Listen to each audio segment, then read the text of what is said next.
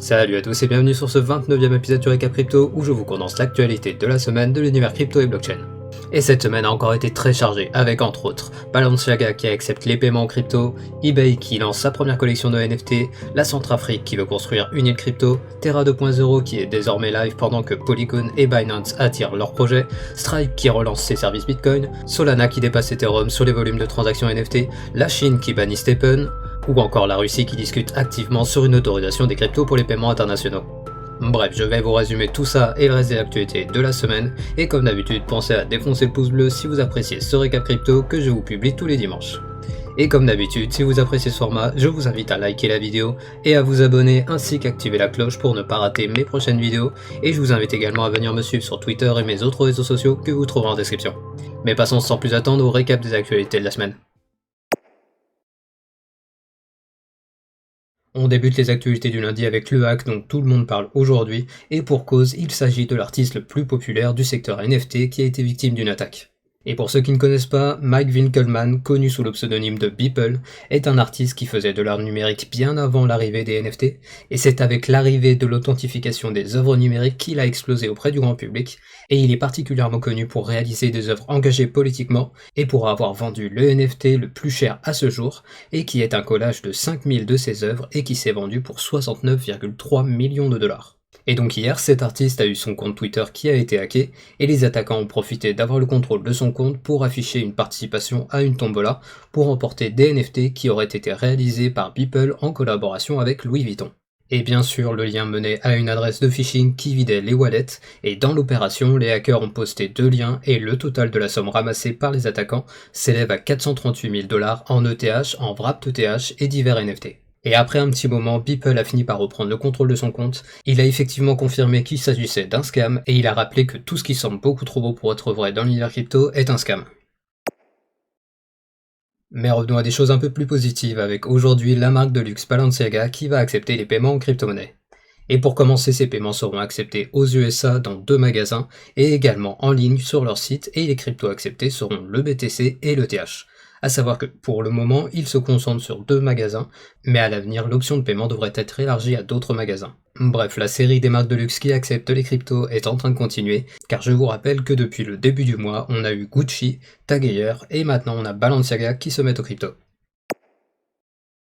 Et en parlant de sociétés qui continuent d'adopter les cryptos, on a aujourd'hui GameStop qui annonce le lancement de leur propre wallet. En effet, la société a bien l'intention de proposer des services complets autour des NFT, car comme vous le savez déjà, ils ont déjà sorti la version bêta de leur marketplace NFT il y a 2 mois, et donc aujourd'hui ils lancent leur wallet qui sera un équivalent de MetaMask, et donc qui permettra de stocker des cryptos ainsi que des NFT, et de pouvoir interagir avec les applications décentralisées. Et la particularité de leur wallet est qu'il supportera le trading via la marketplace quand la version finale sera en ligne. Et pour rappel, GameStop est une franchise de magasins de vente de jeux vidéo aux États-Unis, et c'est un peu l'équivalent de Micromania en France. Et au début de l'année 2021, il y a eu un short squeeze historique où des particuliers de Reddit avaient contrecarré des positions d'institutions financières qui pariaient sur la chute du détaillant, et depuis ce short squeeze, on voit que la société ne fait plus seulement dans la vente de jeux vidéo, mais elle se diversifie de plus en plus sur le secteur crypto et NFT, et il y a de fortes chances que cette société devienne 100% une entreprise NFT, car il est à peu près certain que la vente de jeux vidéo au format physique est sur le point de disparaître.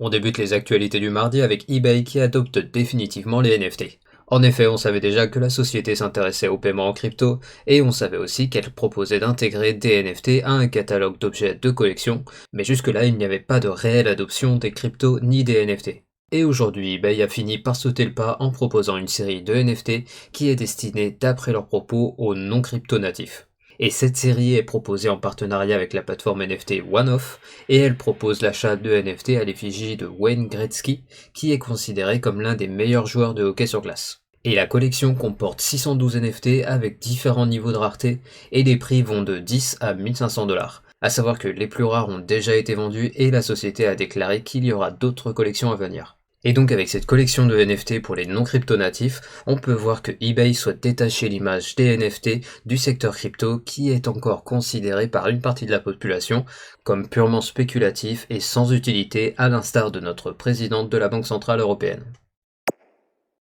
Et en parlant d'avenir, on a la Centrafrique qui prépare le futur de son économie. Bon, tout d'abord, comme vous le savez déjà, le pays a adopté le Bitcoin comme monnaie légale il y a bientôt un mois, et suite à cette adoption, le FMI a bien sûr fait pression sur le pays en les mettant en garde des risques liés à cette adoption. Et aujourd'hui, on voit que le gouvernement du pays n'a pas trop prêté attention au FMI, car on apprend que le pays va lancer une initiative qui se nomme Sandgo Project, et dont le but est de créer un pôle d'attraction pour les entreprises crypto, et également d'accélérer l'adoption des cryptos. Mais il ne s'arrête pas là, car il souhaite également créer une île crypto qui serait a priori construite en plein milieu d'un fleuve comme vous pouvez le voir à l'écran, et qui sera le premier centre d'affaires lié aux cryptos. Et en gros, leur objectif est de construire un genre de Wall Street pour la crypto, et donc on voit que sur le même modèle que Dubaï, la Centrafrique souhaite proposer des avantages aux entreprises qui viendront s'installer dans le pays pour au final profiter de la croissance de l'écosystème crypto et blockchain, et ainsi devenir la capitale crypto sur le continent africain.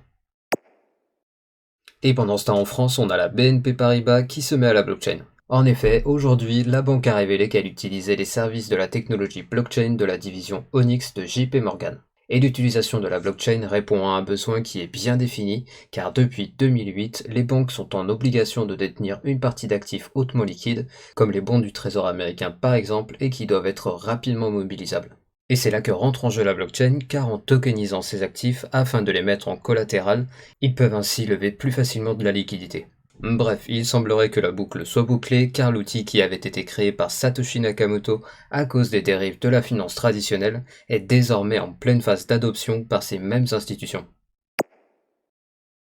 Et on reste dans le secteur bancaire avec le réseau SWIFT qui serait en train de travailler sur l'interconnexion des futurs MNBC. Et donc ici, le but du réseau est de tout d'abord expérimenter avec une société de services numériques pour ensuite proposer leurs services aux banques centrales qui pourront en théorie effectuer des transferts transfrontaliers de monnaie numérique via un réseau qui date de 1973. À savoir qu'à l'heure actuelle, ce serait 90% des banques centrales qui travaillent sur leur MNBC, et pendant ce temps, le réseau Bitcoin n'a toujours pas besoin de tiers de confiance pour transférer de la valeur entre les frontières. On débute les actualités du mercredi avec Stripe qui annonce le retour de Bitcoin sur leur plateforme. Et pour rappel, Stripe est une société qui propose des infrastructures de paiement numérique pour les commerçants en ligne, et il y a quelques années ils avaient proposé des services liés au Bitcoin, mais ils avaient fini par retirer ces options. Et finalement aujourd'hui, en partenariat avec OpenNode, ils annoncent la réintégration du Bitcoin à leur service, et donc désormais leurs clients pourront convertir à la demande ou automatiquement des paiements entrants ou tout solde directement en Bitcoin. Et cette réintégration se fait via la plateforme qui se nomme OpenNode et qui est, je vous le rappelle, une plateforme de paiement Bitcoin qui exploite le Lightning Network pour traiter des transactions Bitcoin de façon plus rapide et à moindre coût que directement sur la blockchain Bitcoin. Et donc on voit ici que le réseau Lightning est actuellement en train de jouer un rôle majeur dans l'adoption de Bitcoin, car la raison qui avait poussé Stripe à retirer ses services Bitcoin était que les frais pouvaient être trop importants et qu'il y avait des temps de traitement de transactions qui étaient trop longs. Et en parlant de solutions de paiement numérique, on a aujourd'hui Mercado Bitcoin qui s'associe à la section développement de Stellar pour travailler sur la future MNBC de la Banque centrale du Brésil. Et pour rappel, le 15 avril dernier, on apprenait que la Banque centrale du Brésil s'était associée à plusieurs sociétés pour développer sa MNBC, et parmi ces sociétés, on retrouvait entre autres AAV ainsi que Mercado Bitcoin, qui est la place d'échange la plus importante en Amérique du Sud. Et donc aujourd'hui, la place d'échange embarque les équipes de Stellar dans l'aventure pour les aider à développer une monnaie numérique qui sera en compétition avec d'autres MNBC pour que, au final, la banque centrale choisisse la solution la plus pertinente et finisse par intégrer le réel numérique sélectionné. Bref, la course à la meilleure monnaie numérique d'État est lancée et les acteurs crypto sont en train de participer à cette compétition. Et pendant ce temps, on a des institutionnels qui se montrent plutôt optimistes malgré un marché crypto qui est dans le rouge. Tout d'abord, on a JP Morgan qui a déclaré dans une note que les cryptos vont remplacer l'immobilier en tant qu'un de leurs actifs alternatifs préférés, et ils ont également déclaré qu'ils maintiennent leur estimation du prix juste de Bitcoin, qui serait d'environ 38 000 $ actuellement, suggérant ainsi que le Bitcoin pourrait prochainement repartir à la hausse au moins jusqu'à ces niveaux. Et ensuite, on a le vice-président du secteur de développement de Mastercard qui a déclaré que l'adoption des cryptos est imminente, mais que pour cela, il faudra que le secteur innove et propose des solutions qui n'existent pas encore pour régler le problème de la sécurité des fonds pour assurer les utilisateurs. Et revenons au secteur crypto avec Brave qui a annoncé aujourd'hui leur intégration de la blockchain Solana. Et donc désormais, le wallet de Brave propose l'utilisation du réseau Solana pour permettre d'acheter, vendre ou conserver les jetons SOL et SPL par l'intermédiaire de la plateforme de paiement sans garde Ramp. Et Brave a également donné une plus grande utilité au token BAT avec un partenariat avec la plateforme NFT Magic Eden qui permettra l'achat de NFT avec le Basic Attention Token. Et cerise sur le gâteau, Brave annonce que leur wallet prendra prochainement en charge les applications décentralisées du réseau Solana. Et faisons maintenant une mise à jour sur la probable migration de Bored Ape sur Avalanche. Je vous rappelle qu'on avait il y a quelques jours des théories qui disaient que Bored Ape allait migrer sur Avalanche, mais on apprend aujourd'hui que ce ne serait pas Bored Ape qui a approché Avalanche, mais il s'agirait plutôt des équipes d'Avalanche qui ont invité Bored Ape à venir installer leur métaverse sur un subnet de leur blockchain. Et à cette invitation, la communauté Bored Ape est plutôt divisée car une partie considère que cela pourrait être lucratif étant donné qu'il y aura beaucoup moins de frais que sur Ethereum, mais une autre partie de la communauté considère qu'ils auraient les mêmes avantages en allant sur une solution de deuxième couche d'Ethereum et en plus ils n'auraient pas à changer de blockchain. Bref, pour le moment, la communauté Bored Ape ne semble pas avoir pris de décision finale par rapport à leur déménagement, mais bien sûr la concurrence d'Ethereum tente de les attirer sur leur réseau. Et pendant ce temps, on a le fonds d'investissement Andreessen Horowitz, surnommé A16Z, qui a annoncé le lancement d'un fonds de 4,5 milliards de dollars pour financer des projets du Web3. Et oui, j'ai bien dit milliards. À savoir que Andreessen Horowitz est un fonds américain de capital risque qui a été lancé en 2009 et ils n'en sont pas à leur premier fonds pour le Web3 car ils en sont déjà à leur 4e fonds et le total mis dans ces fonds représente 7,6 milliards de dollars. Et je précise que le premier fonds de ce type a été lancé il y a 4 ans, et donc vous l'avez compris, ce fonds est dans le secteur depuis un moment, et leur investissement démontre qu'ils ont bien conscience que le Web3 sera une énorme révolution. Et pour expliquer cet investissement massif, le fonds explique que c'est lors des marchés baissiers que se créent les meilleures opportunités, car c'est le moment où les acteurs ont le temps de se concentrer sur la construction de la technologie plutôt que sur le prix à court terme. Et ils annoncent également qu'ils croient que nous sommes actuellement en train de rentrer dans l'âge d'or du Web3, car ils observent que les technologies blockchain arrivent à un bon niveau de maturité, et que le nombre d'utilisateurs est désormais de plusieurs dizaines de millions d'utilisateurs, et que finalement un grand nombre de personnes talentueuses et passionnées se sont mis à travailler dans le secteur du Web3. Et donc avec tous ces facteurs qui se combinent, ils estiment que nous serions à l'aube d'une adoption massive du Web3. Et on débute les actualités du monde crypto avec le token de The Sandbox qui fait plus 10% suite à l'arrivée de Elvis dans le métaverse. En effet, le projet vient d'annoncer un partenariat avec la société Elvis Presley Enterprise ainsi que les studios Web3 Run It Wild afin de créer 1935 NFT qui seront délaissés passer pour l'accès au métaverse Elvis On-Chain qui sera lancé le 1er juin prochain. Et ce 1er juin, ils vont organiser un événement où les avatars pourront être à l'effigie de Elvis Presley, et le but est de créer un lieu où pourront se réunir les fans du King, et où ils pourront également assister à des événements, et comme vous pouvez le voir à l'écran, ils pourront également acheter des NFT autour de l'univers d'Elvis Presley, comme par exemple des musiques, des vidéos, ou encore des wearables dans le métaverse. Et d'ailleurs, en parlant de NFT, on a aujourd'hui la plateforme Solana qui a dépassé pour la première fois Ethereum en termes de volume de transactions générées par les NFT. A savoir que ce dépassement est dû en très grande partie au lancement de la collection NFT Trippin' Ape Tribe sur la plateforme Magic Eden et qui représente des singes similaires aux Bored Ape mutants comme vous pouvez le voir à l'écran. Et cette collection est composée de 10 000 NFT uniques et le prix plancher est actuellement de 47,89 sols, soit l'équivalent de 2107 $ au cours actuel pour le NFT le moins cher de la collection. Et donc sur la journée d'hier, les volumes de transactions pour la vente de NFT sur Solana ont explosé de 436% et ont généré 24,3 millions de dollars, comparé à 24 millions de dollars pour Ethereum sur la même journée. Et certes, la différence n'est pas énorme, mais on voit désormais que Solana vient talonner Ethereum sur le terrain des NFT, où ils étaient pourtant les leaders incontestés il y a tout juste quelques mois. Et bien sûr, le lancement de Trippin' Ape a grandement aidé à ce dépassement, mais cela confirme bien la tendance qui est en place depuis plusieurs semaines et qui démontre que Solana est en train de devenir une plateforme de référence pour les projets NFT qui souhaitent lancer leur collection. Et pendant ce temps au Portugal, les détenteurs de crypto ont été rassurés par une décision du Parlement.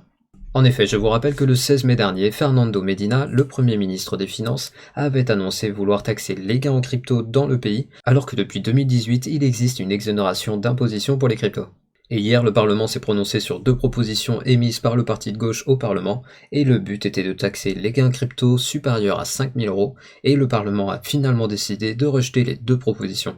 Et donc on voit que pour le moment, le Parlement rejette l'idée de la taxation, mais le ministre des Finances a bien l'intention de fournir un cadre législatif au secteur des cryptos, et pourquoi pas parvenir à imposer une taxation similaire aux investissements financiers classiques. Bref, pour le moment, pas de taxation crypto au Portugal, mais il faut s'attendre à d'autres propositions allant dans ce sens de la part du parti de gauche du pays.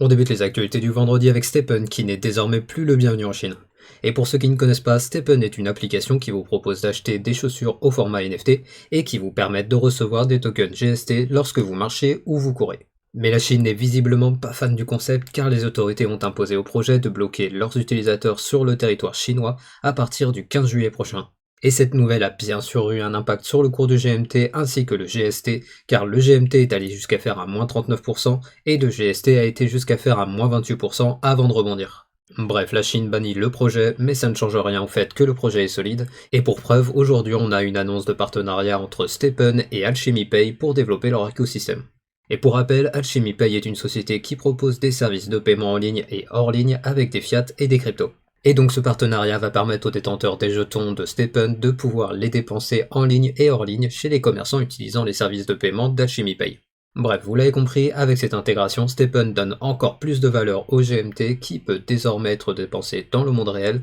et malgré le fait que la Chine bannisse leur application, le projet continue de se développer. Et pendant ce temps, on a la communauté de Terra qui va brûler 1,3 milliard de tokens UST. Et c'est en tout cas la décision qui a été prise lors d'un vote communautaire avec 99,39% des votants qui ont validé le burn de ces tokens qui représentent 11% de la supply de l'UST. Et ces UST sont ceux qui proviennent de la pool communautaire et le but en brûlant ces UST est de réduire la supply de tokens qui est quand même de 11 milliards pour tenter de ramener la parité du jeton avec le dollar, mais également de réduire la pression sur le token Luna classique. Et donc ici on voit que malgré le fait que le fork aura lieu demain, on a une partie de la communauté qui se mobilise pour essayer de réanimer Terra Classic et son UST. Et pendant ce temps en Russie, le gouvernement serait sur le point d'autoriser les cryptos comme moyen de paiement international. C'est en tout cas ce que suggère Ivan Chebeskov, le chef de département de la politique financière du ministre des Finances, en déclarant que l'utilisation de monnaie numérique pour les paiements internationaux est une idée dont le ministère est actuellement en train de discuter activement. Et donc pour le moment il n'y a aucun plan défini pour cette adoption, mais on voit que la Russie continue de montrer des signes d'intérêt pour les cryptos malgré le fait que la banque centrale du pays appelle toujours au bannissement des cryptos. On débute les actualités du samedi avec Terra 2.0 qui est officiellement en ligne depuis 7h ce matin. A savoir que pour symboliser leur retour, la blockchain porte le nom de Phoenix 1, et pour ce qui est des tokens Luna, il est possible de voir combien de jetons vous avez en vous connectant directement au wallet sur TerraStation, et comme l'avait indiqué Do Kwon, dans un premier temps, une majorité des tokens sont bloqués pour éviter une revente massive qui entraînerait une violente perte de valeur du nouveau token Luna. Et pour le moment, il est possible d'utiliser ces jetons Luna pour les déléguer auprès des validateurs pour ainsi générer des rendements, et ils permettent également de participer à la gouvernance du projet via les votes communautaires. Et pour ce qui est du prix, sur la plateforme MEX Global, le token a atteint les 19,50$ au lancement, et il est actuellement en train de se stabiliser dans la zone des 5$. Et je précise que les projets sont actuellement en train de migrer sur la nouvelle blockchain, mais avec le fiasco qu'a connu Terra, on a de nombreux projets qui sont prêts à quitter le navire, et d'ailleurs hier on a eu les annonces de Polygon qui débloquait plusieurs millions pour attirer des projets sur sa blockchain, et on a également appris que Binance souhaitait attirer des projets, et pour cela la plateforme va carrément débloquer 1 milliard de dollars. Et donc pour résumer, la blockchain Terra est relancée sans l'UST, mais la confiance des investisseurs est largement entamée et la concurrence est en train de siphonner les projets sur leur blockchain. Bref, le projet va avoir beaucoup de mal à retrouver sa splendeur passée. Et pendant ce temps aux USA, on a Elon Musk qui a encore fait des déclarations sur le Dogecoin. En effet, aujourd'hui, le milliardaire a déclaré que SpaceX allait bientôt accepter le Dogecoin comme moyen de paiement pour leurs produits dérivés, et bien sûr, le cours du Dogecoin a réagi en passant de 7 centimes à 9 centimes de dollars, avant de revenir à ses niveaux précédents, et il est intéressant de voir que dorénavant, les tweets d'Elon Musk n'entraînent plus une aussi grande volatilité sur le jeton.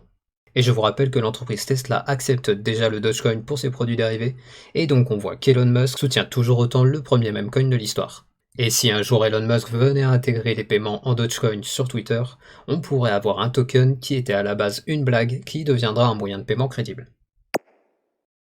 Et on finit ce récap crypto avec un récap du marché de cette semaine. Et comme vous pouvez le voir sur la map crypto, on peut voir qu'on a la majorité des projets qui sont dans le rouge, avec un BTC qui nous imprime un moins 0,2% sur la semaine, et un ETH qui nous fait un moins 8% sur la semaine. Et petit fait intéressant, cette semaine, on a la dominance qui est passée à 44,66%. Et du côté du crypto bubble, c'est la même chose, on voit qu'on a la majorité des projets qui sont dans le rouge, mais on a quand même l'ETC qui a fait un plus 11%, Wimix qui a fait un plus 40%, et XCN qui a fait un plus 93%. Et du côté du Google Trend pour le terme crypto, on peut voir que la semaine dernière, on a eu un pic de l'intérêt suite au crash de Terra, mais aujourd'hui, on est de retour au même niveau qu'il y a 2 semaines. Ainsi se termine le 29e épisode du Récap Crypto. Et je vous rappelle que je publie ces Récap Crypto tous les dimanches et que je publie également les Daily Crypto du lundi au samedi. Et comme d'habitude, pensez à défoncer le pouce bleu si vous appréciez ce format et pensez également à vous abonner et à activer la cloche pour être au courant dès que je sors une nouvelle vidéo, pour être au courant des dernières actualités du monde crypto. Et je vous invite à venir me suivre sur Twitter et mes autres réseaux sociaux que vous trouvez en description. Et je vous souhaite à tous de passer une très bonne semaine, mais je vous préviens, dimanche prochain, exceptionnellement, il n'y aura pas de récap crypto, mais je vous dis quand même à demain pour le Daily Crypto du lundi.